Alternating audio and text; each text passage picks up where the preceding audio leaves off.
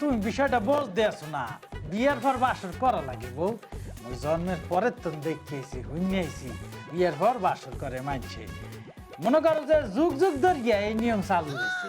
চালু থাকলে আমরাও চালু করবো, বাট ভেরি সিম্পল কন্ডিশন।